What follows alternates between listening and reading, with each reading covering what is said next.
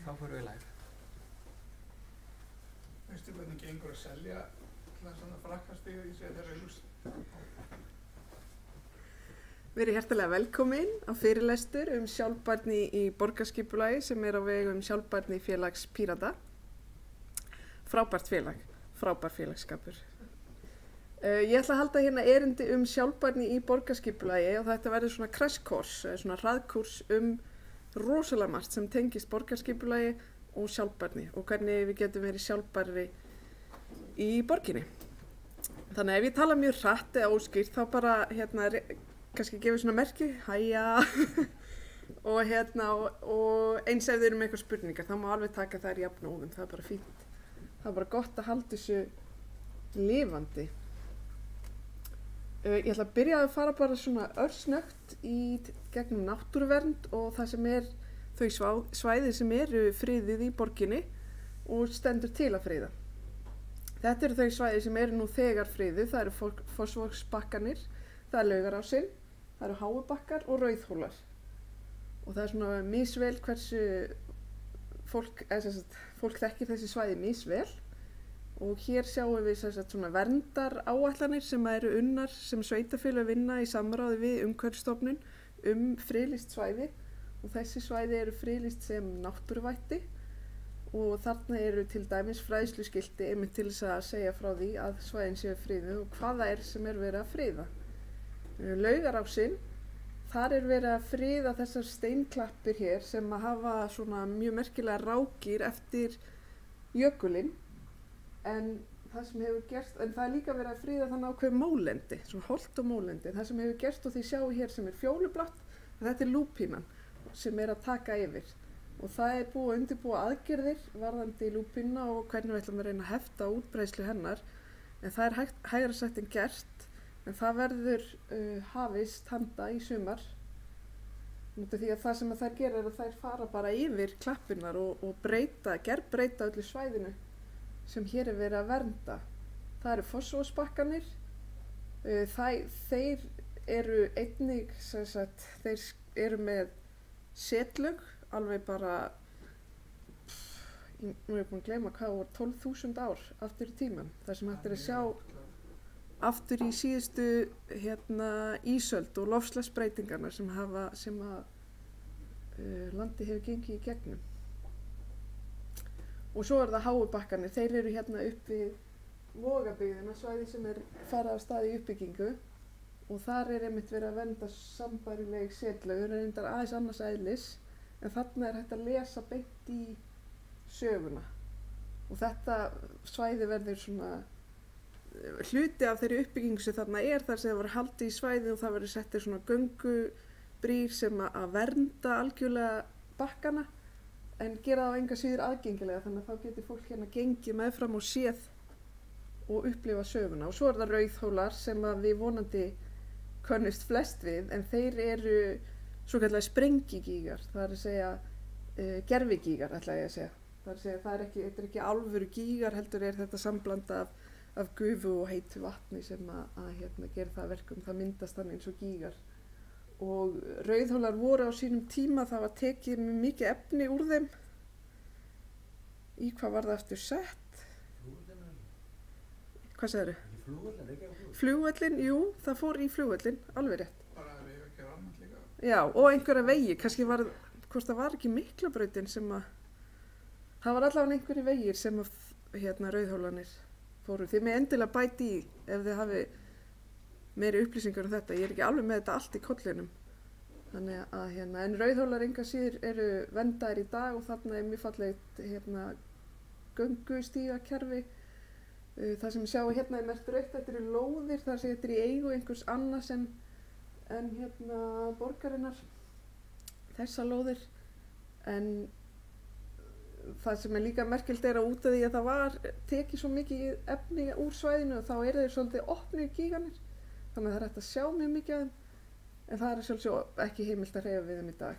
Líffræðileg fjölbreytni, ég veit ekki hvort að þið þekkið það hugtak, jú örugglega, öll ykkar. En Reykjavíkurborg var fyrsta borgin til að gera stefnu líffræðileg fjölbreytni, hún var að gera síðasta kjörtímabili og ég tók þátt í þeirri vinnu og afskaplega stolt af því. og við vorum fyrsta höfuðborgin á Norðurlöndunum til að gera stefnu þennan málaflokk og hann gríðarlega mikilvægur og hann skiptir óbúslega miklu máli á heimsvísu en líka fyrir borgir. Það að segja, hér mesta fólkið og hér stærsta fótsporið, umhverfis fótsporið. Og helstu viðfangsefni stefnuna, það að sjálfsögðu þessi vöktun og rannsókn á lífríki borgarinnar, það verndun, búsvæða og tegunda. Það unnið gegn ógnun, til dæmis mengun og ágengum tegundum, lúpínan gott dæmi það. Auki vægi líffræðilega fjölbreytni í skipulagi og hönnun borgarumhverfis. Við erum búin að hanna svona leiðarvísa sem eru nýtti þegar að vera að gera skipulag fyrir ný hverfi. Hvernig hægt að búa til sem mest pláss fyrir líffræðilega fjölbreytni í nýjum hverfum. Það fræðsla og miðlun náttúruborgarna fyrir skóla og almenning. Við erum með verkefni í gangi sem heitir svo mikið sem Reykjavík yðar af lífi. Það getur fundið á Facebook, það rosa flott síða og mikið efni þar inni sem sett inn jafnt og þétt og það unnið með grunnskólum og leikskólum borgarinnar. Og svo svo kallað svona bioblitz sem árlegur viðburður hjá borginni sem heitir lífveruleit og þá farið út fara starfsmenn borgarinnar og þeir sem eru með sérþekkingu á líffræði og þessum tegundum á ákveðnu svæðum eins og til dæmis Elliðaárdalnum og síðan keppni innan ákveðins reits hvað finnur margar lífverur og þetta rosa skemmtilegt með krökkunum og vekur mikinn áhuga og dæmi gott verkefni inn í þessu. Og svo þessi vitundavakning mikilvægi líffræðilega fjölbreytni fyrir velferð okkar á jörðinni og það nú ekkert smáræði en þetta kemur líka inn á líffræðilega fjölbreytni, hún kemur að sjálfsögðu líka inn á matvælaframleiðslu, ef við séum ekki með einhæfni í matvælaframleiðslu og margt annað. Já, hér sjáum við svona dæmi svæði sem hafa mikla líffræðilega fjölbreytni. Sum af þeim eru einmitt innan Reykjavíkur. Þetta sýnist mér vera í Grafarvoginum, get ekki betur séð. Og svo þessi fallegu fuglar sem hér búa meðal okkar. Og svo það Reykjavíkurtjörnin og fuglafriðlandi í Vatnsmýrinni. Hér hefur verið unnið markvisst síðustu ári að stækka bæði friðlandi en líka að búa til stærra vatnskerfi fyrir fuglana og svo að vinna með gróðrinum. Það að segja þannig að fuglarnir geti verpt hana og það skiptir miklu máli eins og til dæmis krían, hún vill ekki verpa ef að það hvönn þannig að við þurftum það þurfti að fara út í ákveðna hólma og fjarlægja hvönnina og gera svona meira sendin hérfi þá var krían til í að verpa þar þannig að það verið að reyna að huga að sem flestum fuglategundum og svo tjörnin þetta dæmiverkefni meðfram tjörninni þar sem það var svona harður bakki en hann breytt í mjúkan bakka með grjóti og sandi en líka með sefi og það verndar til dæmis ungana frá máfunum og það er mjög mikilvægt fyrir andalífið á tjörninni. Já, þannig á að standa græna netið, já ok, það stendur hérna, það líka komin á bakvið. Græna netið, þetta verkefni sem fór á stað á síðasta kjörtímabili. Frábært verkefni sem snýst það að kortleggja stærstu grænu svæðin í borginni og hvernig við getum tengt þau saman. Og þetta snýst þessum tengingar. Og eins og við sjáum, þetta græna eru grænu svæðin og svo þetta bleika helstu tengingarnar, það sem kallað hérna grænar tengingar. Og svo þetta tengipunktar við græna trefilinn og svo við önnur sveitafélögum Mosfellsbæ og Kópavog. Og þetta mjög stórt verkefni, þetta bara ein yfirlitsmynd af allir borginni en verkefnið mjög stórt, það búið að gera stefnu græna netið og hvaða svæði þurfa að taka og svo erum við með aðgerðaráætlun, hvernig bara þá erum við búin að taka þetta niður bara bút fyrir bút og þetta komið inn á fjárfestingu þannig að það bara að fara markvisst peningur í þetta ár eftir ár. Sumar aðgerðirnar eru minni, þær snúast kannski að planta trjám þar sem bara gras meðfram vegum til dæmis, þá hægt að gera þau meiri líffræðilegan fjölbreytileika en önnur verkefni eru stærri mælikvarða þar sem það til dæmis að taka götur og endurhanna þær og gera þær algjörlega grænar, möguleikar á að taka þennan bílastæði og minnka þau fyrir grænar tengingar. Við þurfum að tryggja til dæmis, gott dæmi hérna Laugardalurinn þannig að þú getur verið í grænu svæði alveg frá Laugardalnum og í Vogabyggðina og svo helst, náttúrulega draumurinn væri að ná að tengja það við Elliðaárdalinn líka. Þannig að hugmyndin er að við náum þessu græna svæði alla borgina. En þetta verkefni mun fara í svona meiri kynningarfasa vonandi á næstu vikum. Og svo ætla ég að segja ykkur örstutt frá friðlýsingu Akureyjar. Það er ný friðlýsing og það sem er svo magnað við hana að hún kemur reynu út af því að fuglavernd kemur með áskorun árið 2014. Þetta er svona ákveðin grasrótarsamtök sem þið kannist eflaust við og mér er svo flott einmitt að það séu þau sem að koma með þessu áskorun og þessina fer boltinn að rúlla til að byrja með. En það sem að gerist er að þetta gerist allt og hægt. Það tafðist í raun og veru ferli. En við getum alveg verið með heiðarleg með það að með nýrri ríkisstjórn og nýjum umhverfisráðherra þá fór þetta á fullt og gengur mjög vel í dag og raunni friðlýsingarferli langt komið og það að vera friðlýsa Akureyri aðalega vegna þess að hún er mikilvægt fuglasvæði og flokkast sem alþjóðlega mikilvæg sjófuglabyggð því að það er rosalega mörg svæði á Íslandi sem eru mikilvæg fyrir fugla á alþjóðamælikvarða. Þeir eru margir sem stoppa hér að borða, það er ekki bara ferðamennir, það eru líka fuglanir. Þannig að hér sjáum við til dæmis það eru lundar, það eru sílamór, æðafugl, teista, það eru skarfar sem koma þannig. Lundin er náttúrulega skilgreindur í bráðri hættu núna á nýjum válista Náttúrufræðistofnunar. Þannig að við þurfum að passa vel upp á hann. Og hér sjáum við mynd úr Akurey og svo sjáum við hérna svæði sem er verið að friða í kringum eina. Hérna glittir í olíutankan á Örfirisey. Þannig að þið sjáum hvar hann er staðsett og allt sem það þarf að friða í kringum hann og það þarf að huga að því hvernig ferðaþjónustan virkar með þessu, á hvaða tímum eru ferðaþjónustubátarnir koma upp að eyjunni út af því að það er mikið verið að skoða fuglalífið. Þannig að það er ekki að koma byggð þarna eins og sumir áætla? Nei, hér er ekki að fara að koma byggð. Við þurfum líka nefnilega að passa að þarna er byggð. Hún er bara ekki fyrir okkur mannfólki, hún er fyrir fuglana. Og þetta er einmitt það sem við þurfum að huga að, það eru alls konar áhrif efnistöku á hafsbotni til dæmis. Það er ótrúlega umfangsmikil efnistaka í gangi í Faxaflóa öllum af hálfu Björgunar og það þarf að huga sérstaklega því að þegar miklu efni er dælt upp að það getur raskar lífríkinu á hafsbotninu sem það er. Og svo eru hérna stóra fréttin, það eru tillögur á friðlýstu svæðum í náttúruminjaskrá. Það er að segja þetta er ekki komið á náttúruminjaskrá en þetta eru tillögur inn á náttúruminjaskrá.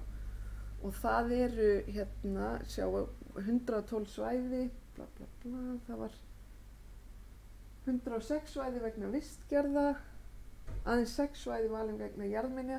Það er rosalega mikil áhersla núna lögð á það sem við erum að vernda fyrir fuglana og svo vegna vistgerða. Og 6 svæði eru öllu eða hluta til í Reykjavík og af 7 svæðum á öllu Suðvesturlandinu eru 6 í Reykjavík. Þannig að sem er bara frábært, við fögnum því. Það er Elliðavatnið, það er lagt til að friðlýsa vatnið ásamt engjónum, eyjum og hólmum. Það er fágæt vistgerð, laukavött þar sem sérstakar vatnaplöntur vaxa og það þarf að takmarka til dæmis húsnæðisuppbyggingu í nágrenni vatnsins, það þarf að tryggja ákveðin verndarjaðar og þetta skiptist til helminga milli Kópavogs og Reykjavíkur. Ég laukavött, hvað er það? Hvað er það? Hvar er það? Þetta flokkast sem laukavatn. Það er vistgerð sem vex í vatninu. Þetta er gróður sem er vex frá botni og upp. Já, þannig að Elliðavatnsengi eru laukavatnstegund. Já. Já, takk. Og sama á við með Leirvogsvatni. Það er sambærileg vistgerð, það er að segja þessi laukavatn. Og það er nánast að öllu leyti í Mosfellsbæ en hluti þess er í Reykjavík. Og svo er það Hofsvíkin á Kjalarnesinu. Hérna sjáum við hverfið á Kjalarnesi. Þetta hérna er enda mjög áhugavert, þetta eru allir skurðirnir. En hérna er hverfið og þetta er Hofsvíkin og þetta er allt svæði sem lagt er til að fara inn á náttúruminjaskrá. Það er vegna fjörumós og klóþangsvistgerða. Og það er mjög mikilvægt fuglasvæði.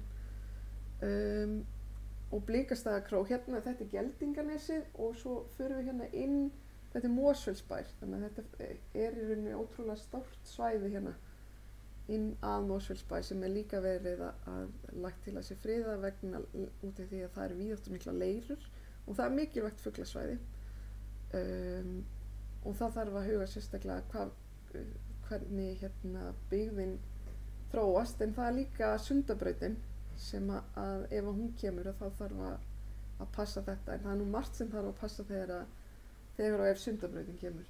Svo er þetta hérna risastóra svæði sem er hérna bæði Kópavogur, Garðabær, Reykjavík og Seltjarnarnes eiga öll saman hluta að, og þetta þarf að huga sérstaklega vel að því að hér eru miklar landfyllingar sem hafa verið gerðar, en það eru líka einhverja landfyllingar áformaðar og það að hluta til eru þær innan Reykjavíkur. Það er að segja landfyllingin sem á að koma hér, hún er enda mjög lítil en enga síður landfylling sem fyrir brúna, Fossvogsbrúna, og svo er önnur landfylling áformi hér í tengslu við Skerjafjörð.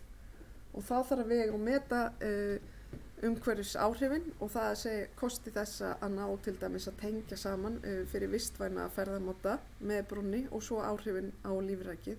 Þetta er ekki einfalt, þetta er náttúrulega margir fletir og það sama er með Skerjafjörðin að þarna þetta munar mörg hundruð íbúðum hvort að það verði þessi landfylling eða ekki og það munar minna þegar við erum að þétta byggð og reyna að skapa sjálfbærari hverfi. Þannig að þetta þarf alltaf vega og meta saman og það sama á við hér í hérna Grafarvoginum. Það er að segja að þetta eru einmitt mikilvægar fjörur og leirur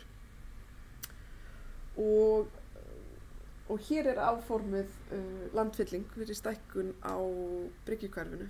Þannig að það þarf að skoða það hversu stór verður svo landfylling, hversu mikið er hægt að ganga á umhverfið eða náttúruna og viljum við kannski alls ekki gera það eða viljum við gera það hluta til eða getum við gert það með einhverjum mótvægisaðgerðum. Þetta er allt hluti af hérna, skipulagsferlinu. En ég ætla nú ekki að fara meira í þetta. Þetta eru bara þessar tillögur sem að liggja fyrir og þær munu koma á næstu vikum og mánuðum til afgreiðslu hjá okkur. Ekki þetta með Skerjafjörðin. Já. Það eftir okkar það að þetta byggja flugvöll í Skerjafjörðin. Já, í rauninni. Það er nefnilega svo áhugavert. Út af því að það hafa komið tillögur að toga flugvöllin út eða gera nýjan hérna út. Þú veist að tala um það, ekki satt? Já. Það hafa komið bæði tillögur að setja hann hérna niður og svo í þess átt. Og það er í rauninni nánast útilokar það, já.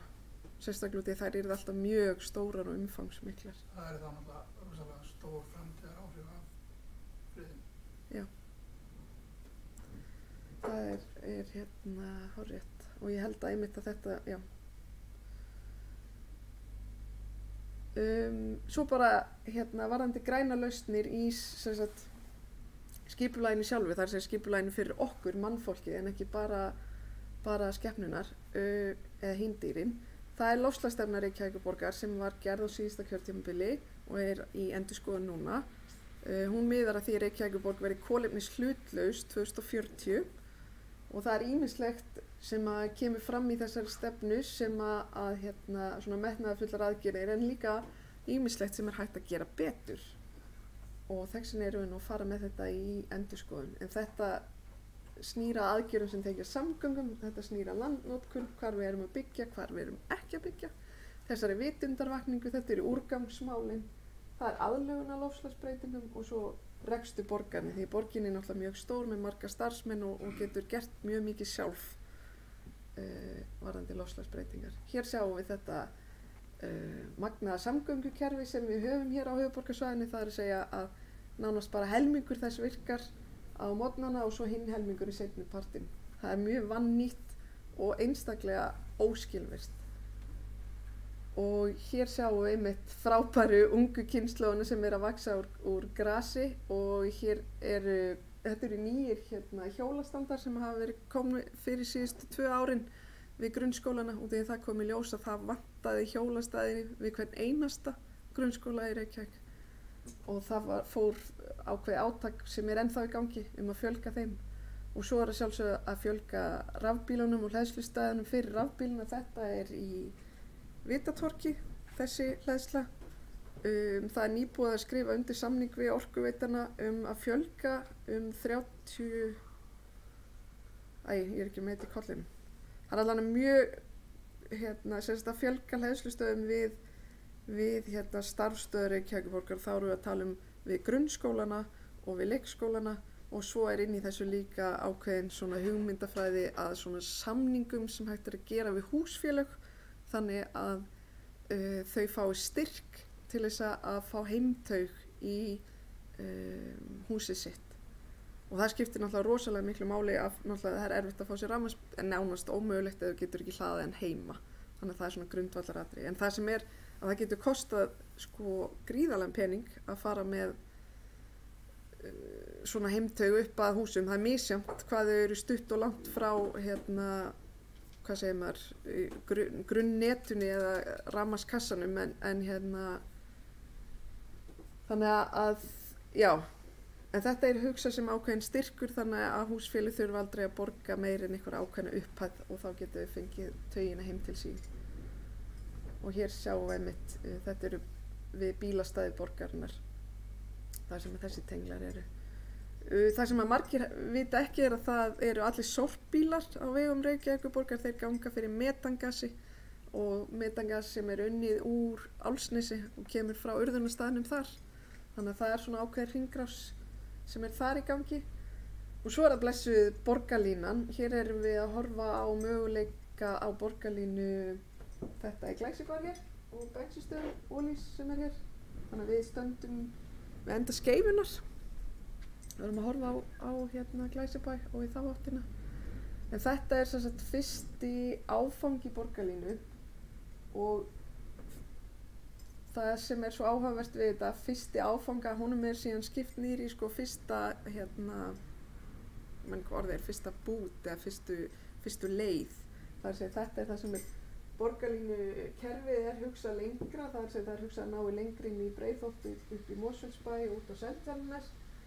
En þetta er sem sagt fyrsti áfangi og hann búið að búta hann svona niður og svo er sem sagt það að borgarlínu eru náttúrulega ekki bara samgöngu, þetta er ekki bara samgöngukerfið, þetta er líka húsnæðisuppbygging. Þarna erum við að fara að byggja upp mest allt húsnæði og á næstu árum. En ekkert bara þarna, heldur í raun og veru allstaðar þar sem eru góðar almenningssamgöngur. Og sjáðu hérna 70-80% allri uppbyggingu og þetta á náttúrulega við öll sveitarfélögin á höfuðborgarsvæðinu. Þarna hafa þau komið sér saman að fara í þessa vegferð sem er alveg magnað því að náttúrulega ef við skoðum söguna að það náttúrulega árum áður það náttúrulega hötuðust sveitarfélögin við en sem betur fyrir er það ekki þannig í dag. Það er bara mjög góð samvinna þó svo að það séu skipta skoðanir og þannig það er frábært. Fyrsti hluti borgarlínu, það er þessi hluti og þetta er það sem verður farið af stað með núna innan 2 ára. Það er að segja framkvæmdir, það er náttúrulega undirbúningur í fullum gangi og mikil vinna og bæði að hálfu vegagerðarinnar Reykjavíkurborgar, Kópavogsbæs og ríkisins. Það er að segja að tengja frá Ártúnsholti þetta svæði gegnum Suðurlandsbrautina og niður á Hlemm, niður á Lækjartorg. Svo fyrir við hérna eftir. Þetta er ekki endanleg lega en þetta er svona líklegasta lega meðfram Tjörninni og tengja við Háskóla Íslands sem er mjög mikilvægt, það er stór staður, við BSI sem er framtíðar samgöngumiðstöð og svo við HR og svo fyrir við hérna Fossvogsbrúna út í Kópavoginn og í Hamraborgina. Þannig þetta er fyrsti hluti, fyrsta áfanga. Og ég set bara þessa mynd hérna úti því að ég vil reyna að koma því út að borgarlínu eiga að vera bleik á litinn. Það eru mjög skipta skoðanir það, græn, blá, svört, alls konar. Ég er rosalega hrifin af bleikum, þannig að það gæti reyndar, ég hef reyndar verið gagnrýnd að þetta ekki náttúrulega vera fjólublátt. Það ætti náttúrulega vera pírata liturinn, sko. En sjáum til með það. Það er hægt að fá hann það er víst hægt að fá saman vagna í mörgum litum. En strætó heldur áfram að vera mikilvægur. Þetta ef þið hafið séð þetta merki einhvers staðar, að þá, en kannski ekki mikið pælt í því, að þá er þetta svona abstrakt konsept, þetta er abstrakt mynd sem að útskýri hvernig borgarlína og strætó vinnur saman. Rauða er borgarlína, bláa er strætó og svo er þetta sem sagt, gulu blettirnir eru þéttingbyggðar og ný húsnæðisuppbygging. Þannig að þetta er það sem kallast TOD eða Transit Oriented Development og þá erum við að byggja upp húsnæði í kringum góðar almenningssamgöngur. Og það sem er búið að skyggja hérna með gráum er fyrsti fasi borgarlínu og svo er þetta núverandi strætókerfi sem er undir. En þið sjáu strax að það er hérna og hérna mjög sterkur grunnur nú þegar. Þannig að hér eru mjög mikið af farþegum strætó. En það þarf að sjálfsögða að aðlaga allt kerfið að þessu þannig að þetta verði svona meiri tengipunktar og vinni þannig saman. Og nær það sem eru í dag upp á Ártúnsholt? Já, fyrsti áfanginn, hann fer þangað. Og það sem er svo magnað, ég er endar ekki með myndaði til að sýna ykkur, en Ártúnsholtið er í rauninni svona hverfi sem verður bara, það verður jafn fjölmennt og Grafarvogurinn allur, Ártúnsholtið. Og það er það sem er að fara að koma núna á næstu árum. En það sem er svo magnað og það sem hefur gerst er að sko íbúasamsetningin er allt önnur. Þegar Grafarvogurinn var byggður, það er ég held svo 8 eða 9 grunnskólar í Grafarvoginum.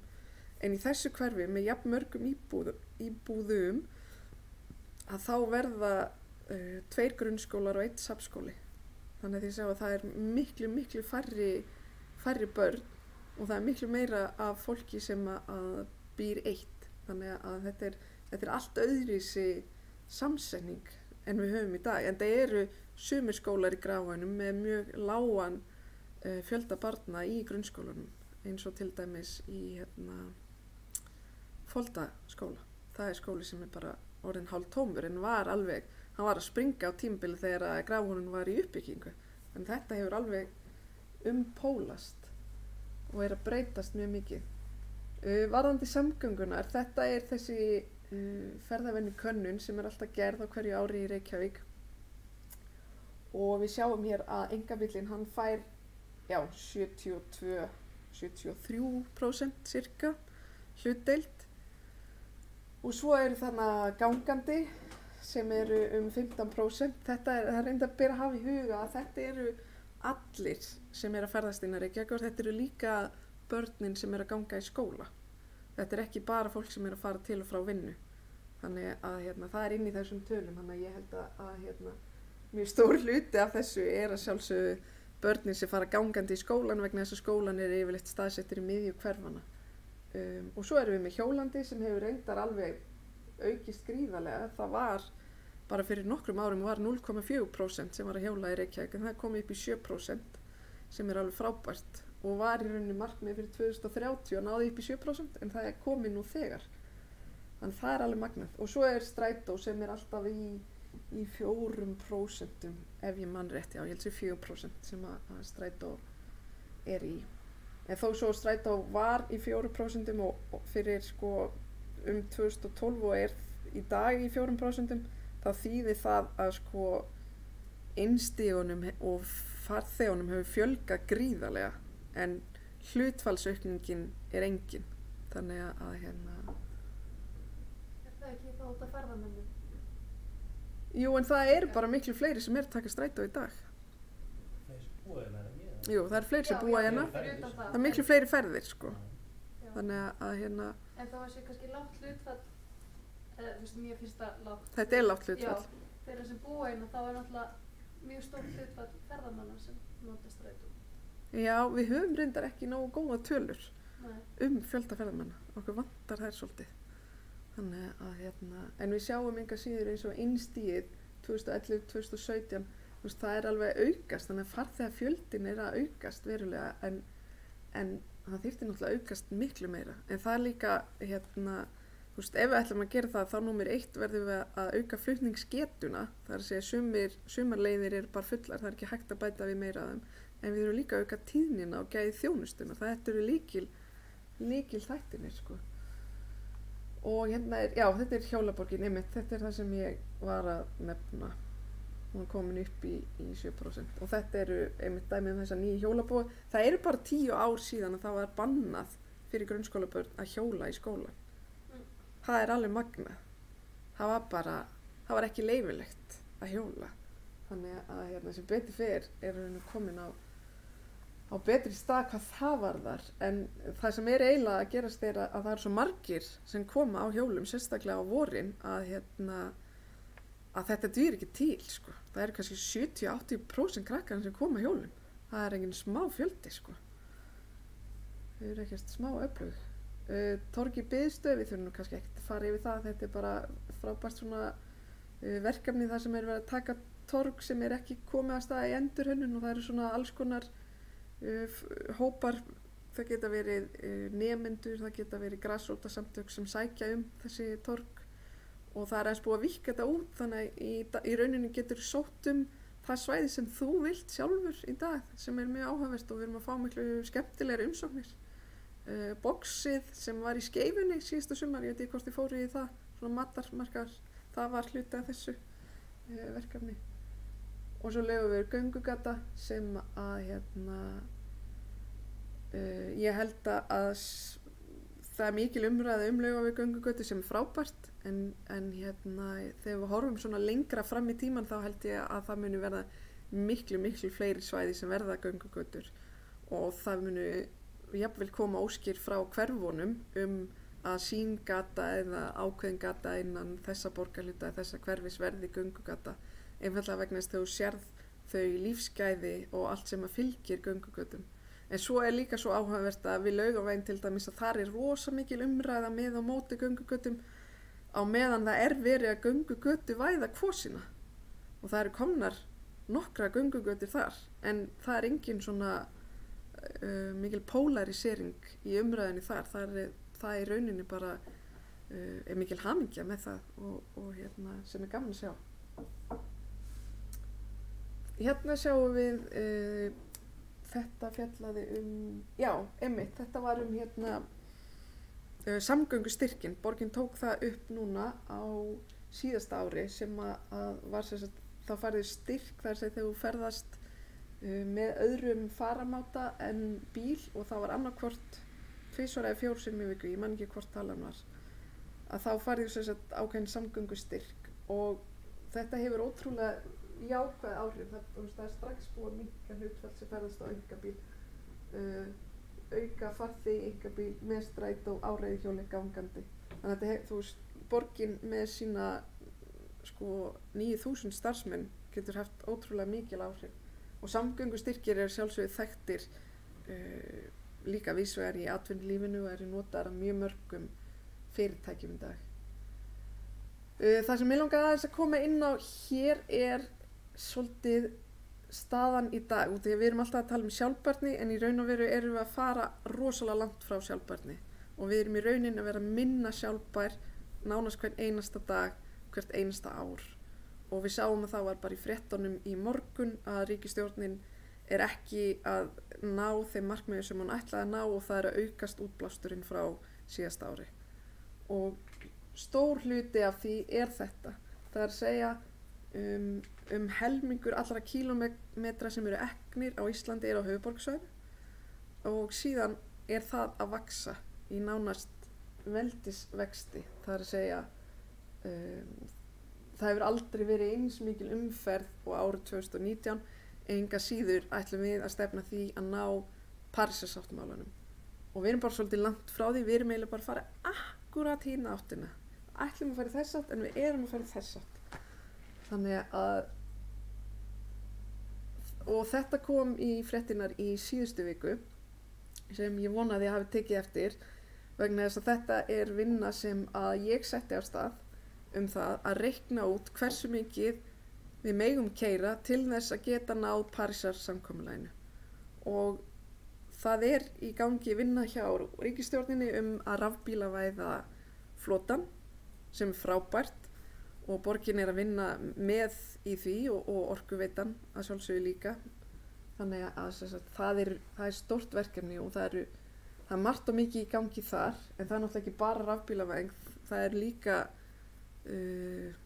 í framtíðina held ég að verði fleiri möguleikar eins og til dæmis vetnisbílar en þá eftir að koma meir í ljós. En það sem að þetta snýst er það að það er ákveð rafbílavæðing í gangi og segjum sér svo að hún gangi fullkomlega, sem er mjög ólíklegt, en segjum sér svo, út af því að ríkisstjórnin er búin að setja upp þannig ákveðnar ívilnanir og skattaafslætti og svo eftir 2030 þá er ekki heimilt að kaupa bíla eða flytja inn bíla sem eru með bensín eða dísil.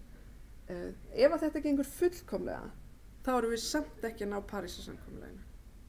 Við verðum að minnka bílaumferð og við getum ekki gert eins og eða flesta borgir, til dæmis í Noregi er að gera, þar segir þeir eru með yfir 0% vöxt á bílaumferð. Við getum það ekki. Við verðum að minnka bílaumferð og það er bara svolítið magnað út af því að áherslu ríkisstjórnarinnar í aðgerðaáætlun í loftslagsmálum miða rosalega mikið að því að rafbílavæða en ekki að breyta ferðavenjum. Og það sem er í rauninni í gangi akkurat núna er það að sveitarfélögin á höfuðborgarsvæðinu er að semja saman, því að þau verða að vera saman, koma saman sem ein heild fram fyrir ríkisstjórninni og þau eru að semja saman fjármögnun borgarlínu sem er frábært og hryggjastykkið í að breyta ferðavenjum. En það sem að fæstir átta sig á að með þessum pakka er annar pakki sem eru jafn margir milljarðar sem eiga að fara í stofnvegakerfið og auka flutningsgetu stofnvegakerfisins. Það gengur að sjálfsögðu ekki ef við ætlum að ná Parísarsáttmálanum. Það væri að kasta peningunum bara í sjóinn. Við værum bara að kasta þeim á glæ ef við ætlum að gera það. Þetta samkomulag og þessi pakki með borgarlínu og stofnvegaframkvæmdunum, hann var settur saman fyrir cirka 2-3 árum síðan, 2 ár síðan og hefur verið notaður saman til að halda sveitarfélögunum saman og í sveitarfélögunum á höfuðborgarsvæðinu hinum eru fulltrúar sjálfstæðisflokksins í meirihluta og það hefur bara skipt rosalega miklu máli að halda þessu bæði inni til þess að allir séu með á borðinu og ég mat það sjálf þannig að þetta þyrfti að vera saman til þess að við náðum að semja borgarlínu. En þegar við vitum þetta, þá getur alltaf verið að við ætlum að halda áfram á þessari braut. Ef við erum að fara að auka, þú veist, í raun og veru, það sem þetta segir ef við miðum við árið 2005, eins og ríkisstjórnin ætlar að gera og er búin að gera í samningu sínum við Evrópusambandið, þá þurfum við að minnka bílaumferð 15%. Það er mjög hátt hlutfall og það krefst gríðarlegra aðgerða að ná því. Ef við ætlum að miða við árið 1990 sem Parísarsáttmálinn gerir upprunalega, þá þurfum við að minnka bílaumferð 50%. Og þá fer maður að hugsa, ok, býtum við, það er náttúrulega alveg hægt að flytja þetta fólk miklu skilverkari. Það eru náttúrulega allar aðrar samgöngur sem eru skilverkir og flytja fleiri manneskjur heldur bíllinn. Það er að segja að hjóla reynar flytja fleiri, almenningssamgöngur flytja fleiri og svo framvegis. En hvað ætlum við þá að gera við alla aðra öll önnur mislega gatnamót sem við erum með inni í áætlunum okkar? Hvað ætlum við að gera við alla stokkana sem við erum inni í áætlunum okkar? Hvað ætlum við að gera við Sundabraut? Eru þessi hlutir að fara að borga sig eða ekki? Ég held að við þurfum að vera bara svolítið heiðarleg með að rýna þetta allt og setja þetta allt niður á blað. Hvað erum við að fara að gera og hvað ekki? Og í raun og veru þarf ríkisstjórnin í samvinnu með sveitarfélögunum að stíga það skref að fækka bílnum. Þannig að ef að þú hættir að nota bíliðinn, þá færðu rafmagnshjól eða einhvern veginn þannig ívilnanir þannig að bílaumferðin minnki. Á sama tíma og sko þessi pakki sem var verið að semja 40 milljarðar borgarlína, 40 milljarðar stofnvegakerfið til ársins 2040 ef ég man rétt. Það var 3 milljarðar í hjólasamgöngur. Það er rosalega lágt hlutfall. Við getum gert svo miklu betur. Við getum byggt hraðbrautir. Við getum gert miklu betur. En það sem að gerist líka er að sjálfsögðu, þetta er ekkert slæmt. Þetta eru frábæri fréttir því að það sem að gerist er að við minnkun svifryki, við minnkun mengunina, við fáum annað land til þess að byggja. Við getum byggt upp við stofnbrautinar. Þetta er bara hafsjór af tækifærum og við getum kannski bara gert meira af grænum svæðum og eins og í dag ef að það er verið að gera forgangsrýna strætó þá er þeim alltaf bætt við. Kannski þurfum við ekkert að gera það, getum við bara tekið eina akrein af bílaumferðin og það getum bara verið forgangsrýna strætó. miklu ódýrari. Við erum bara að nýta núverandi vegakerfi og bara mála akreinina rauða. Bara superb. Kostar rosa lítið og virkar strax. Umferðin í dag, hún kannski bendir ekki til þess að sé að taka af akreina því sem það er í dag, sko. Nei, það er alveg þannig, sko. Já. Það er hárrétt. En sko, nú gerði Reykjavíkurborg mjög merkilega tilraun vetnisvæðingu strætókerfisins. Já, á sínum Þeir tíma. aldrei ákváðu neitt út úr því. Nei, það er hárrétt. Og sko, ég veit til þess Benz er mikið að veðja á vetni. Þetta er rafbílar í rauninni líka, menn er að hafa sko vetnisefnarafal í bíl til að framleiða rafmagn sem knýr bílinn. Og þetta geta, veist þú, fólk út með alls land og þess bændur gætu með smá vindrellu framleitt sitt vetni sjálfur eða til ykkur skilur búnaðar að vista það. Mér fannst þetta að vera svolítið flopp að það var ekki gert meira. Ég veit að voru nefndir upp í háskóla, ég man ekki hvorum það var að skila verkefni með vetni fyrir stuttu. Og það er bara restina í einhverju gagnasafni næstu ári, sko. Þetta er mjög góða punktur, sko. Ég má bæta við, sko. Endilega. Í dag eru strætisvagnar. Já, í dag eru strætisvagnar rafdrifnir með batteríu, sko. Þeir eru fullnægjanlega þörfum fyrir innanbærakstur.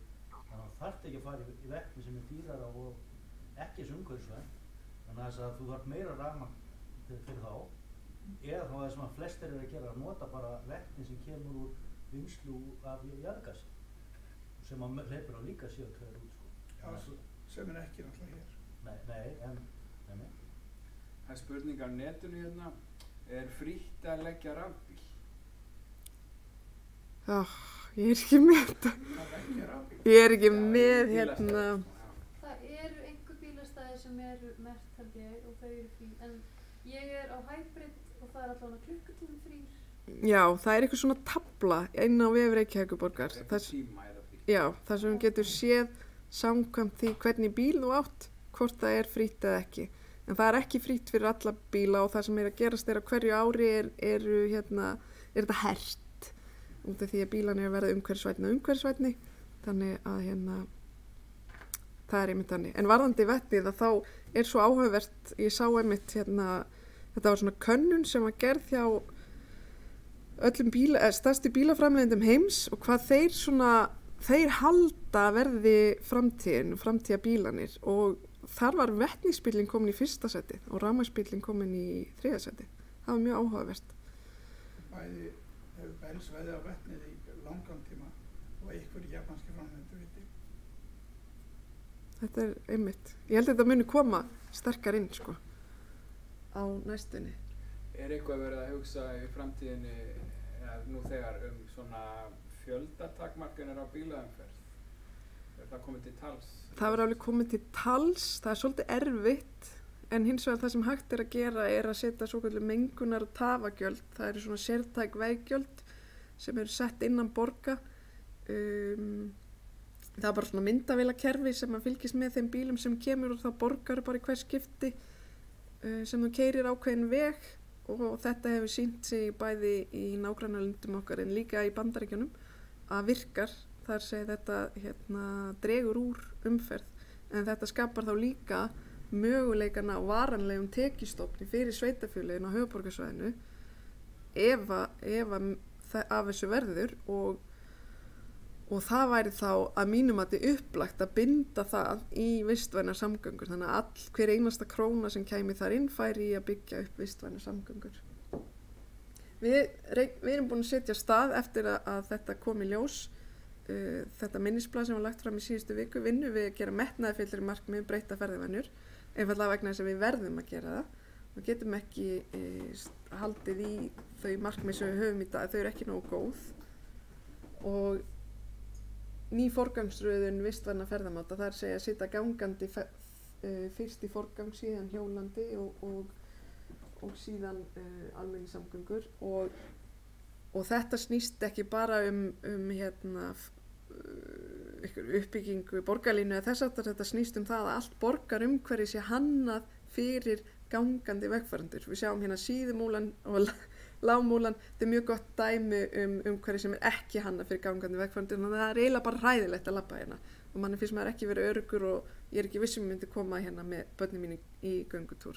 En þetta snýst það að allar framkvæmdir, allt skipulag, öll hönnun, allt fari eftir þessum píramída og þær borgir sem eru komna hvað lengst í heiminum, þær styðjast við þennan píramída og það er bæði á Norðurlöndunum en líka í Kanada mjög mikið. Ég hef ekki svo mikið séð það í Bandaríkjunum, nema kannski Portland. Og svo ætla ég að koma hérna í lokina þess inn á húsnæðisuppbyggingu og samgöngur. Hvað er tímanum að líða? Við erum góð. Akkurát á tíma, hvað þýðir það? Þú ræður. Ok. Hérna sjáum við þess að það sem merkti með bláu eru húsnæðisuppbyggingasvæði í aðalskipulagi Reykjavíkur sem er þessi, ég ætla að lappa aðeins okkur mynd, sem er þessi hérna biblía aðalskipulagi Reykjavíkur og þarna er verið að byggja upp mesta húsnæði í dag og hefur verið, það er að segja hérna sjáum við miðbæinn, þetta er Kirkjusandsreitur hérna til dæmis og eftir Suðurlandsbrautinni, þetta er Rúfreiturinn, Kringlan og Rúf, þetta er Vogabyggðin sem er komin af stað og svo er þetta Ártúnshöfðin sem ég var að segja ykkur frá áðan og flugvöllurinn þegar hann kemur inn, þetta er Keldnalandið, Úlfarsárdalurinn, Mjóddin, öll þessi svæði eru þau sem eru í samkvæmt aðalskipulagi inni og þau haldast eins og þið sjáu svolítið skemmtilega í hendur við fyrsta áfanga borgarlínu, þar sem hún á að koma hér, tengja þetta og þetta. Þannig að hún er að tengja saman þessi stóru uppbyggingarsvæði. Og í aðalskipulaginu er þetta stefnan, það er að segja 90% uppbyggingarna farið fram innan núverandi byggðar og þá möguleikin á 10% utan. Og við erum með eftirfylgni hvert einasta ár er eitthvað að takast þetta eða ekki og okkur er að takast það 92% er innan núverandi byggðar þannig að hérna það er frábært en við ætlum aðeins að breyta þessu núna er komin að stað vinna við að breyta þessu það sem er merkt hérna bláu er búið að setja inn á aðalskipulagsuppdráttinn fyrsta áfanga borgarlínu og svo sjáum við þetta ljósa hér er áhrifasvæðið það er að segja þessi transit oriented development það er húsnæðisuppbygging upp við góðar almenningssamgöngur og þetta er sem sagt komið á stað og þá er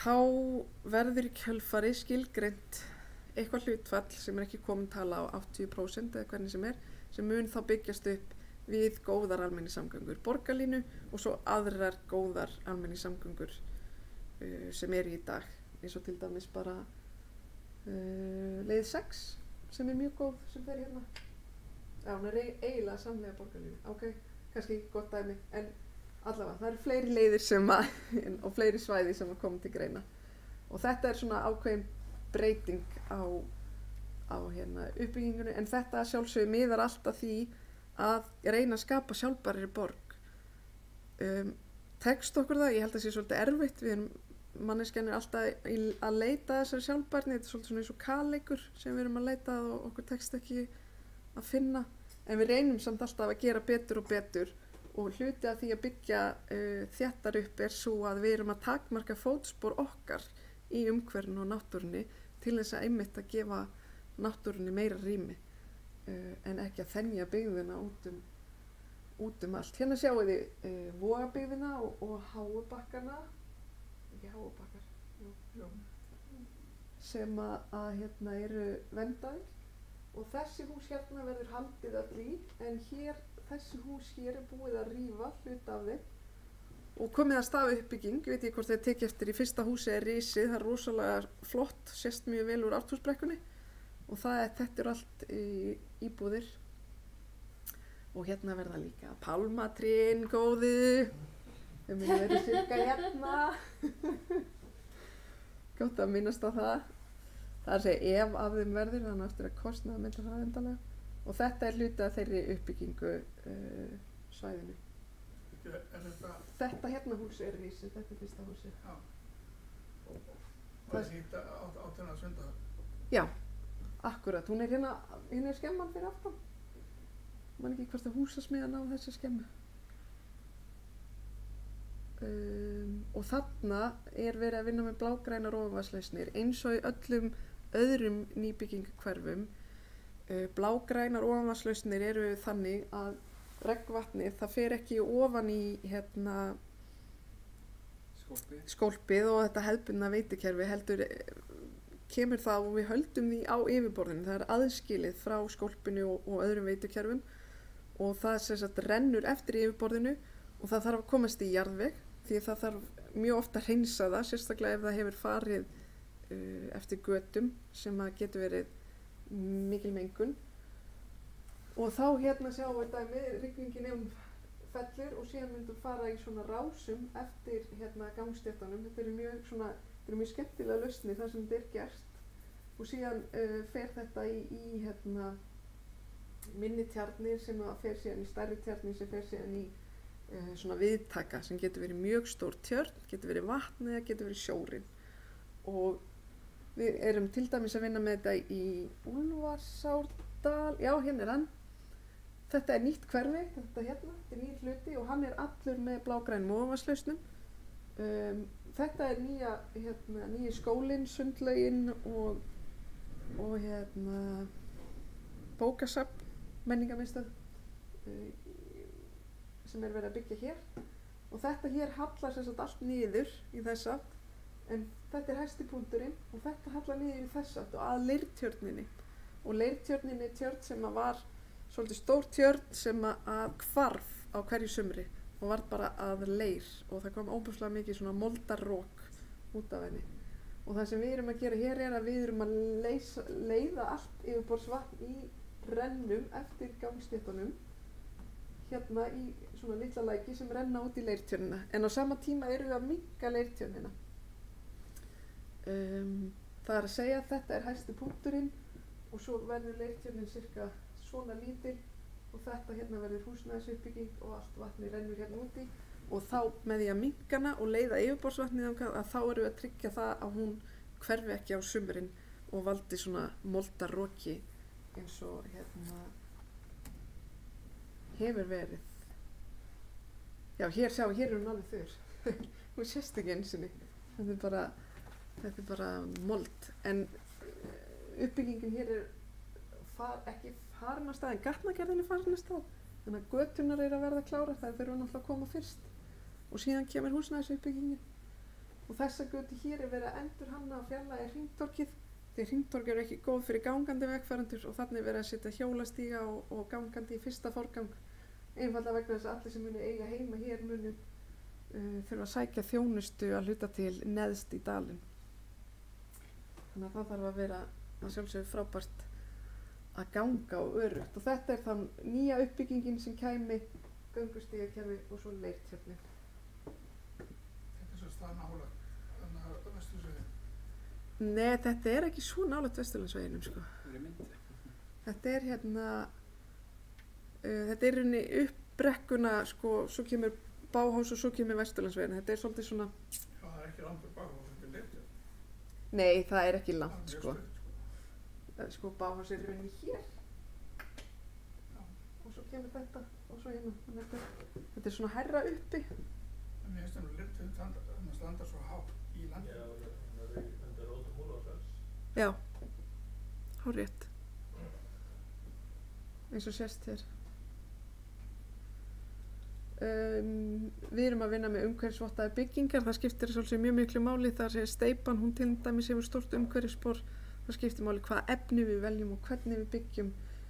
Sundhöllin er umhverfisvottuð með BREEAM-vottunni sem er sú vottun sem að Norðurlöndin og Evrópa notar hvað mest. Þetta er svolítið misjafnt eftir heimsálfum, Bandaríkjamenn nota aðra umhverfisvottun. Sorpa, þetta er nýja gas- og jarðgerðarstöðin sem er komin á stað, loksins, framkvæmdir, bara búin að tefjast einhver 9 ár ef ég mann rétt. En þetta er allt komið á stað og hún mun einnig hafa þessa umhverfisvottun á sínum vonandi text, það er að segja. Það er alltaf úttektið í lokin, sko, hvort það tókst að uppfylla alla staðlana eða ekki og þá verður loksins farið í flokkun lífræns úrgangs við heimili Ég er ekki viss að 2019 munum við hefjast, það getur verið að verði 2020. Þetta er náttúrulega eitthvað sem er ekki í dag. Það er rauninni eina sem er hægt að gera er að vera með svona moltu bara í eigin garði, það sé ef maður hefur garð. En þetta er sem sagt hluti af því sem er að fara af stað. En það er mjög stór aðgerðaáætlun í gangi sem að miðar að því að auðvelda alla þessa hluti sem að skipta svo rosalega miklu máli, fjölga grenndarstöðunum, bæta grenndarstöðunar, fjölga flokkunum sem hægt er að flokka, að vera með svona, við erum komið spilliefnabílinn sem að keyrir öll hverfi borgarinnar þar sem þú getur skilað spilliefnum. Það er líka verið að hugsa lausnir varðandi þá sem að eiga ekki bíl eða hafa ekki tök á að keyra stóra hluti út í sorpu, að það verði það ákveðni dagar og ákveðin bíl sem kemur að sækja það ákveðin tíma. Og svo framvegis, svo er það náttúrulega djúpgámanir sem eru komnir, loksins, þetta eru fyrstu djúpgámanir sem eru grendarstöð. Og þetta er grendarstöð eins og aðra grendarstöðar, þar að segja íbúanir geta komið þarna með sorpið sitt og hent á þess að kosti þá nokkurn skapaðan hlut. En það eru hins vegar líka að koma út alla borg djúpgámar á þéttingasvæðunum. Á Rúfreitnum eru komnir djúpgámar, í Borgatúninu, Bríðatúni heitir það víst, og flestum öðrum Valsvæðinu, Kirkjusandi og öllum þessum reitum. Þar verða svona djúpgámar einfallega vegna þess að þeir taka miklu minna pláss, út af því að við viljum náttúrulega nýta sem mest fyrir húsnæði, en líka er þetta bara miklu skilverk, þetta eru miklu stærri gámar og það þurfa að tæma það á sjaldnar staðan fyrir þessar tunnur sem eru mjög mannfrekar. Það er að segja að það þarf mikið af mannafli til þess að tæma þessar tunnur og svo er það ekki sérstaklega aðgengilegt. Öllum stundum þetta eru flokkunartunnur sem við erum með ruslið. Þessar voru fyrst á Hverfisgötunni og það var eiginlega ekkert flokkað í þær. Svo var það færðar upp á Skólavörðustíg og núna er 70–80% flokkað rétt í þær og það er ótrúlega áhugavert að það skuli skiptast eftir götum. Ég hef svo sem enga eina útskýringu á því af hverju það er, ef ég hafi útskýringu eða hugmynd. En maður spyrði þess að tala um vatnið sem er leitt ofan á. Já. Nú í vístrækt þá er sem farin út önnur leið. Þá ertu með hver sem hallin er, þá til dæmis ertu með tríavanna sem eiga að hefta vatnið og þá leipir vatninu meira niður í jörðinni sjálf. Já. Þetta náttúrulega getur verið óaskreitt þar sem það er með þétta byggð ef þetta eru áhrif á gangstétti og annað. En mér finnst samt sem aðeins svo að upp frá þetta mætti alveg skoðast. Bara það að þú hefur hóli frá umhverf tré, þá safnast vatnar sem fer niður. Einmitt. Það er að koma svo fram langt í vestu. Það er mjög góða punktur. Þá er rauninni eftir að auka það sem að kerfi getur tekið á móti magnið, ekki satt? Já. Magnið af vatni, já. Þá notar jörðina til að gera þetta fyrir. Já. Til dæmis bara hóla sem hún fyllir á grófu grjóti og setur svo torf yfir, vatn bara í jarðveg og bara hefur þetta svo hvert annað svæði. Það safnar þetta vatni. Svo getur þetta meira vatni frá sér á hvern tíma. Einmitt, það er mjög góða punktur. Einmitt út af því að blágrunnar og ofanvatnslausnir eru verið að nota í borgum allan heim vegna þess að svo mikið af flóðum.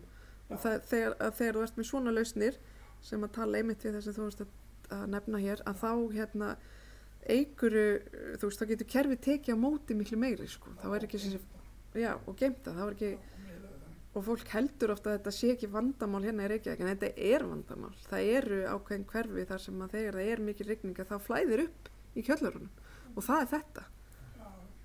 Þannig að til dæmis túnin, þau eru gott dæmi um það. Það er náttúrulega að standa svo lágt og verið fjall. Já, en það er líka út af svæði fyrir ofan þau að það er bara malbygg. Það er ekkert, það er engin móttæki. Já, það er mikið herrasvæðis. Já. Þannig að vatni skila sér þar.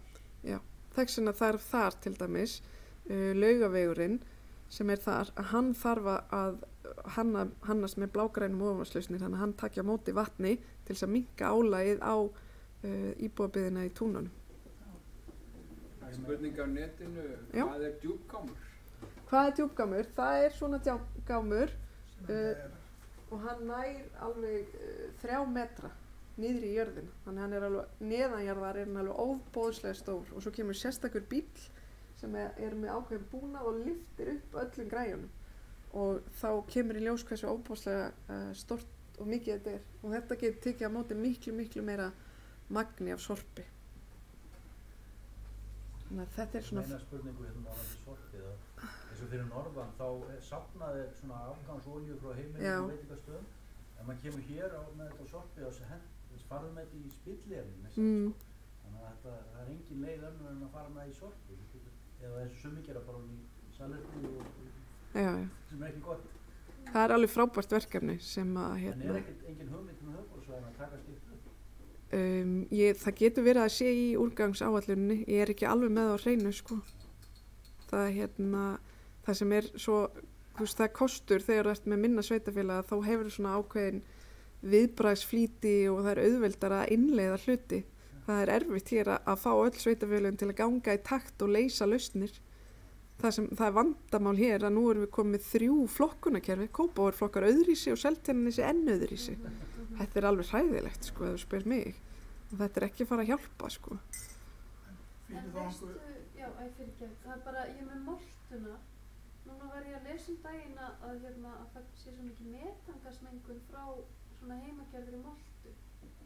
Já, það er einhver. Sem koma sem sagt einhvern veginn að loka það inni og þegar tæmingin verður þegar það er tæmt, mun það leysulega ekki metangas eða?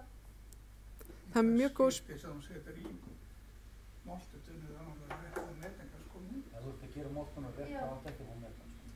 Ef þú ert að metan þá þarf að lofta vel upp sko. Þannig að metan vinnst ekki. Já, ég er sjálf ekki að gera moltu en það voru einhverju sem voru að deila þessu að það væri metangasmengun frá moltunni Það var vantilega búið að loka of mikið af. Súrefni kemst ekki af og þá verður aðrar örður sem grípa inn í og taka vatn og breyta því í metan sko. Þannig að þessar tunnur sem koma, það eru bara eitthvað svona sérhannar fyrir moltu.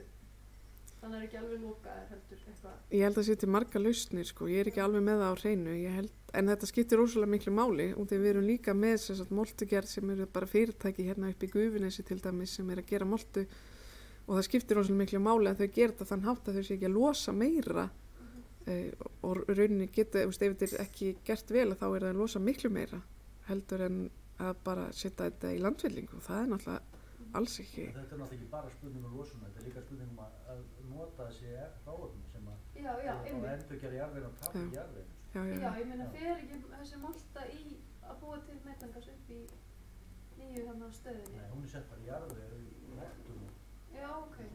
Það eru efni sem plönturnar þurfa í þessu. Það er náttúrulega besta hringrásarkerfið ef maður er að gera þetta bara innan sinna lóðar sko. Það er langflottast. Ég er nefnilega eina af þeim sem er ekki með garð. Ég býð bara spennt eftir að fá svona tunni sem er svo bara það mun koma. Já, þetta eru grenndarstöðunar sem þið kannist eflaust við sem að 85% borgarbúa hafa sem betur fyrir aðgang að og eru gríðarlega mikið nýttar og ef eitthvað er þá þarf að auka tíðnin á þeim en ég hins að benda á að það er símanúmer á gámanum þannig að það er hægt að senda SMS ef þið komið og gámanum er fullur og þannig er yfirleitt tæmdur annarkvort samdægur eða daginn eftir þannig að það er alltaf brugðist hrætt við og svo erum við að prófa okkur áfram með snjalltunnur, þessar eru á Lækjartorgi og þær eru tengdar við tölvukerfi með svona ákveðin mælaborð og þá er hægt að sjá hvenær tunnan er full þannig að það er ekki verið að fara óþarfa ferð, við þurfum að fara ferðir og tæma tunnur út alla borg þannig að við getum bara fylgst með hvenær tunnan fyllist þannig að hvenær er skilvirkast að losa hana þannig að það getur verið Það fer ekki að kvarta að hann setja villust í sko. Jú, það verður mjög gott spýtin upp úr bara Það verður mjög gott Nei, það er ekki komið sko. En þessi til dæmis er miðað við tæknina við flokkunum verðbönd í fiskvinnslu þá ætti þetta að geta verið hægt sko en ég meina þetta kostar mikið í dag sko. Já. Fara með í Marel, láta hanna þetta fyrir okkur. Já, en við viljum hins vegar að neytandinn flokki sjálfur þannig að hann fái umhverfis meðvitundina. Og það er að kenna fólki þetta sko, fá feedback frá tunnunni. Það setjum tunnur á hliða. Já, en þessar hins vegar hafa til dæmis virkað mjög vel. Þeir eru mjög vel merktar, það verður ekkert á milli mála hvaða tunna er fyrir hvað.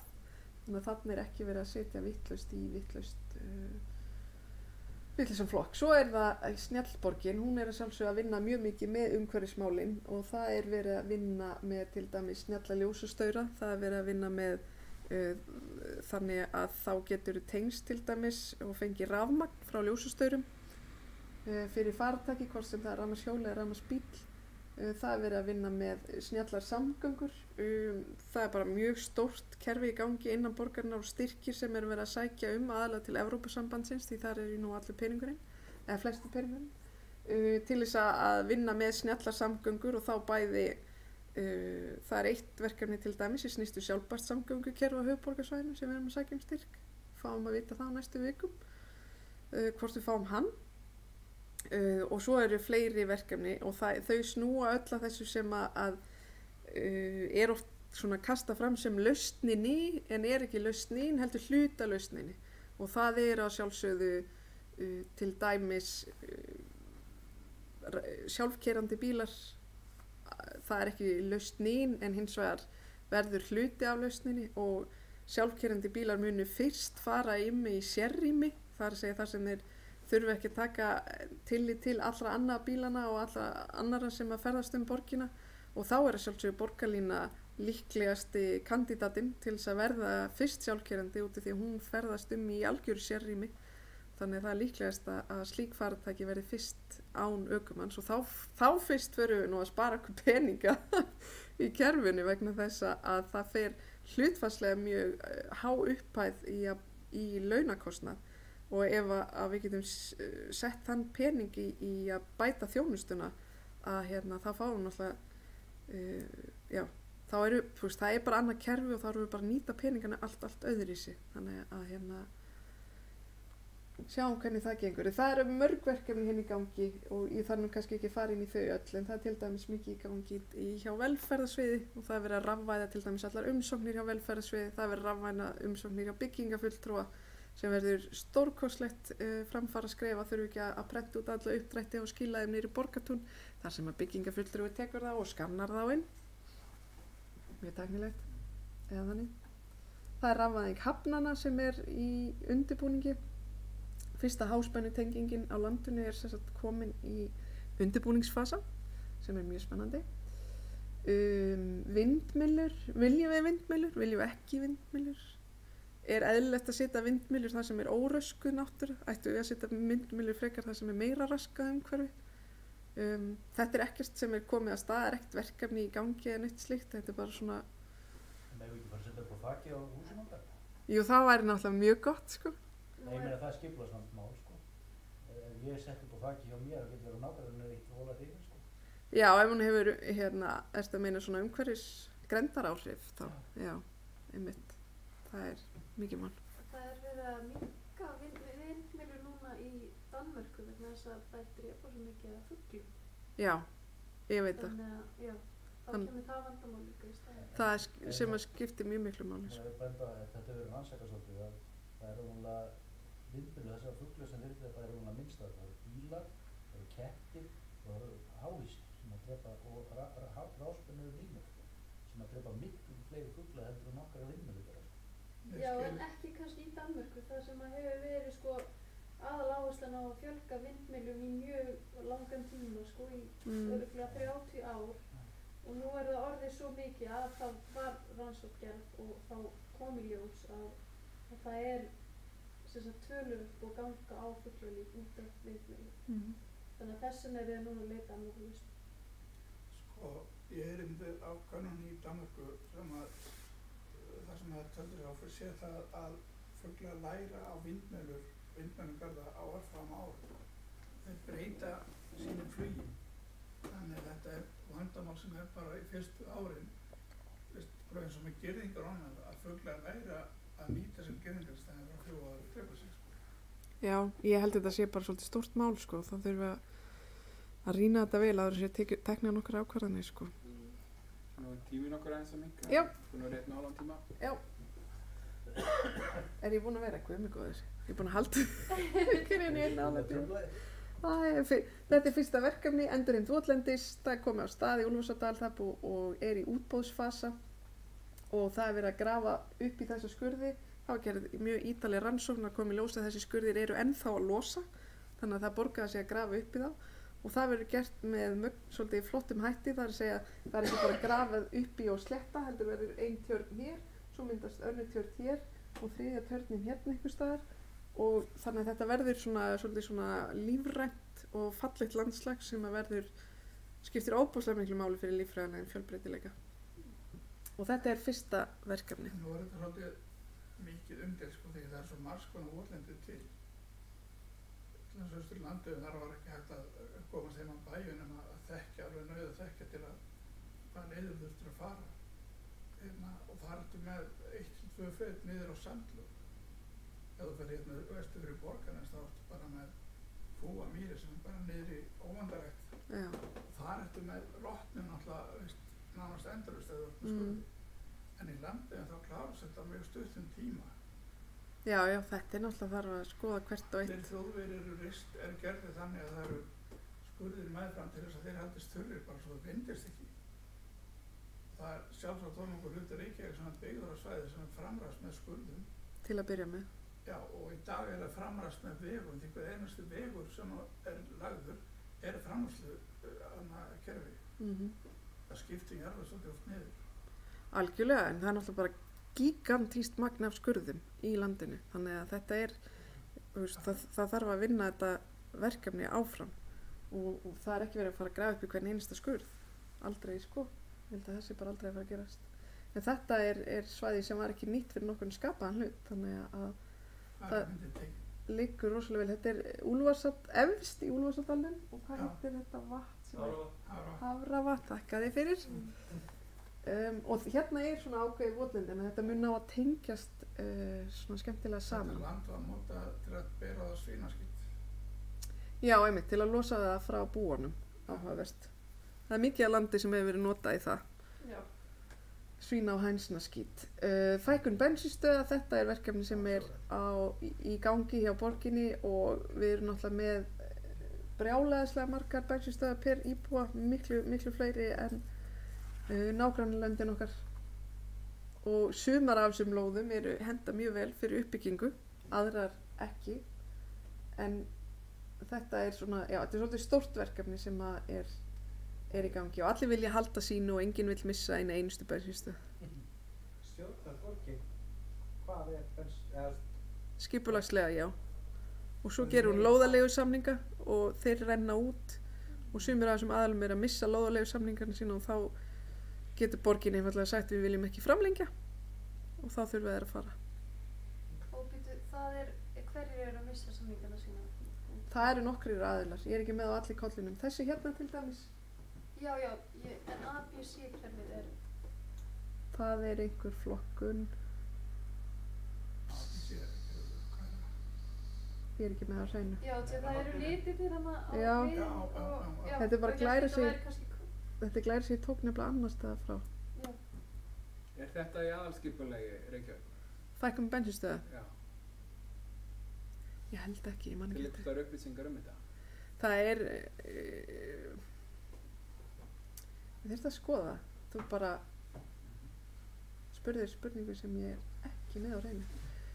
Þetta er samstarf festu atvinnulífsins og Reykjavíkurborgar. Þetta fór á stað þegar að Sigmundur Davíð var forsætisráðherra einfaldlega vegna þess að borginu fannst ríkisstjórnin verið að gera mjög lítið í umhverfismálum, þannig að þeir fóru af stað með svona samstarf við atvinnulífið og athuga hverjir myndu vilja skrifa undir samning þar sem þeir skuldbinda sig til þess að draga úr útblæstri kolefna í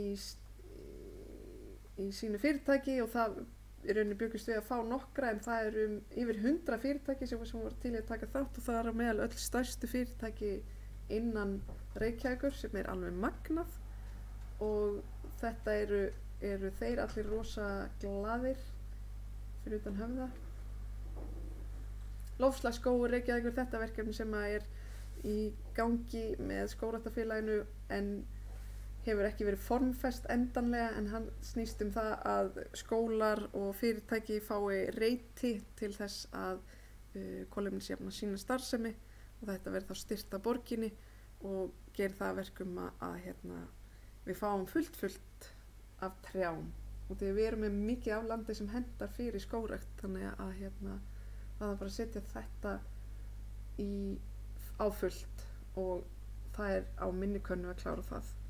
Græn skref Reykjavíkurborgar þau snúast þetta með að gera starfsemi borgarna græna og þar á meðal eru til dæmis vistvæn innkaup. Þau eru hluti af því að velja vöru eða þjónustu sem er síður skaðleg umhverfinu. Og svo er í lokin þetta er samstarfsverkefni milli borga þar sé sveitarfélög og borgir í heiminum er að vinna mjög mikið í loftslagsmálum og eru mörgum tilfellum að stíga stærri skref og eru framsýnni hvað varðar loftslagsmálin þau líka eru minni einingar en ríki og eiga þess svona auðveldara með að bregðast við. Það fylgir því svolítið í stærðinni því stærri svo er því hægara erfiðar er fyrir því að bregðast við. Þannig að Það er fyrir íslenska ríkið. Já, það ætti að vera það og ég vil meina að það sé auðvelt fyrir Íslendinga að gera þetta. Við erum nýjungagjörn, við erum snillingar í að gera svona hluti þannig að ég vil meina að þetta sé borðleggjandi og Reykjavík var fyrst á Íslandi í útgáfu grænna skuldabréfa sem var bara núna fyrir nokkrum vikum síðan. Græn skuldabréf eru skuldabréf sem að má bara nýta í græna fjárfestingu. Það er uppbygging borgarlínu, það eru vistvænar byggingar, það eru hjólastígar, það er endurheimt votlendis, það eru öll þessi grænu verkefni sem og það er búið að fara í svona skilgreiningu á öllum þeim verkefnum innan Reykjavíkur, hvaða verkefni eru græn verkefni. Þau grundvallast öll á aðalskipulaginu og þessum stefnum sem ég er búin að fara yfir hér með ykkur og þannig eru fjárfestingarnar og verkefnin skilgreind. Þetta fór í gegnum svona apparat sem ég man ekki hvað heitir sem að tekur svona græn skuldabréf og þú ferði svona flokk frá ljósgrænum upp í dökkgræn hversu umhverfisvænar eru þessar fjárfestingar og Reykjavíkurborg fekk dökkgræna skilgreiningu þar sé eins umhverfisvæn og hægt eru þau verkefni sem voru skilgreind þannig og þau eru þannig skuldabréfin þessi grænu að þau eru á svo miklu hagstæðari vöxtum heldur en öll önnur skuldabréf sem að sveitarfélögum eru mögulegt að nálgast. Þannig að það munar rosalega. Tada, búið. Maður spyrir mig sem er náttúrulega skipulag þetta fyrirstæðan eru þá rætt í gegn. Sjá að það var nokkuð hluti Reykjavíkingar völdu að flytja úr borginni vegna lóðaskortsvanans og eru í dag á Akranesi, Borgarnesi, Selfossi, Grindavík, Reykjanesi. Og hluta þessu fólki er síðan í tómstundum eða eitthvað öðru félagsstarfi í Reykjavík. Vinnur jafnvel Reykjavík og þetta eru endalaus akstur. Ef þetta væri tekið umhverfismengun vegna þess að væri tekið með, þá held ég að útkoman væri náttúrulega alveg rosalega skelfileg. Og þó þetta sé komið út fyrir borgarmark Reykjavík og þá er þetta ennþá áhrifasvæði strætisvagna. Algjörlega. En það sé að ekki á þessu fólki að keyra endalaust á milli og það er svona tæplega hægt að segja að sé flutt því hugan verða í Reykjavík og það fer á milli af eins og ég og Kópavogur hingað. Og þetta er alveg rosalega mengun. Það er það, mjög mikil. Og þetta var alltaf til fólki sem hafði ekki efna á dýrarlóðum. Þess vegna var svo ótrúlegt að ætla að hafa vegaskatta þegar þetta fólk kemur. Veist. Hvað áttu við með hafði ekki efna á dýrari lóðum? Það voru þær lóðir sem voru á þéttingarsvæðum og voru alltaf mjög dýrar fyrir það sem þetta fólk vildi. Það vildi að vera svolítið sér. Það gæti fengið það aðstæðir í kring. Og þetta náttúrulega lóðaverð var mikið ótrúlegt. Það gæti fengið raðhús lengi og 20 og kannski 30 núna. En söluverð húsnæðis ákvarðast ekki af lóðaverði, það ákvarðast af markaðsverði. Já, en lóðaverði er náttúrulega mikil áhrif. Já, íbúðin selst alltaf á markaðsverði, alveg sama hvert lóðaverði er. Já, en markaðsverði til þess er annað á svæðanum í kring. Já, það er grundvallarmunur, það er allt annað. Það er náttúrulega hlutir að því lóðaverð er svo mikið lægra.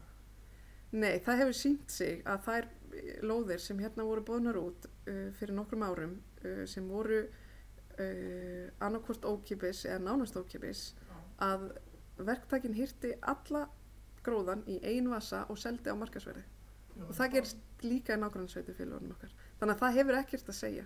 En eitthvað verið að skoða að reyna að ná íbúðaverði niður, hvort sem bursi frá loðaverði? Að sjálfsögðu, það skiptir öllu máli og besta leiðin til þess að auka framboð.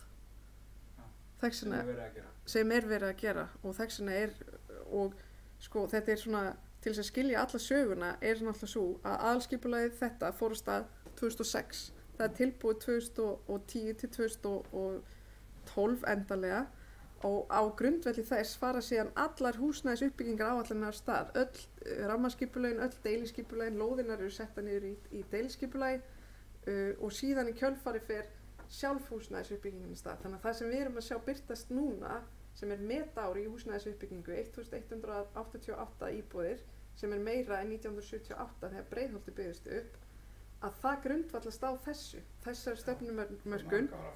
Já, þannig að það tók allan þennan tíma að ná þessu upp en það var ekki bara það var líka það að sko efnahagsstefna Sjálfstæðisflokksins sem stýrði hérna landinu, hún varð til þess að hér varð hrun og þetta hrun hafði sömu áhrif á húsnæðismarkað á seinni heimsstyrjöldin. Það er að segja, báðum tilvikum byggðust 10 íbúðir upp 2010 sem eftir hrunið og eftir seinni heimsstyrjöldina. 10 íbúðir. Þannig að það má ekki vanmeta hvað gerðist og þetta bjóð til alveg gríðarlega uppsafnaða þörf sem ennþá gríðarlega stór í dag og það mun taka nokkur ár að vinna á henni. Það er bara þannig. Það hefur ekki að fara að þakka bara fyrir og jafnvel að klappa. Já, klappa. Takk fyrir. Var ekki gott að enda með hérna drullið Sjálfstæðis? Jú, búið að slökkva hljóðina og